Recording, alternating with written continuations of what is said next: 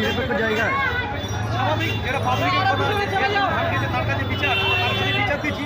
সাথে সাথে আজকের হাইকোর্টে রিট হচ্ছে আইসি মানস চ্যাটার্জি এবং সাব ইন্সপেক্টর রাজদীপ সরকার এখানে এসছে। উনি যদি অ্যাকশন না নেয়, আমরা দ্রুত পর্যন্ত হাইকোর্টে মামলাটা নাকি উঠবে। আমরা হাইকোর্টে অ্যাকশন, আমরা আইনের দ্বারস্থ হয়েছি, আইনের ওপর আস্থা আছে, আমরা আইনে বুঝে নেবো। সাধারণ মানুষ পুলিশের কাছে বিচারের জন্য যায়, সেই জায়গায় পুলিশ মানুষকে পিটিয়ে মারছে। মানে এটাই তো মানে দৃষ্টান্ত হয়ে গেল। মানে এই সরকারের আমলে পুলিশ তৃণমূলের ক্যাডার পরিণত হয়েছে। তৃণমূল যেটা করতে পারেনি পুলিশকে দিয়ে সেটা করাচ্ছে, তাই তো পুলিশের বিরুদ্ধে মানুষ এত সোচ্চার। আমরা নিন্দা জানাচ্ছি, ধিক্কার জানাচ্ছি। অবিলম্বে দোষী পুলিশ গ্রেপ্তার হবে। এসপি সাহেব আমাদেরকে বলেছেন যে আপনারা মাটি দিয়ে ভেড়া পর্যন্ত আপনারা আশানুরূপ ফল পাবেন, আপনারা রেজাল্ট পেয়ে যাবেন। আমরা অলরেডি আইসিকে বসে রেখেছি।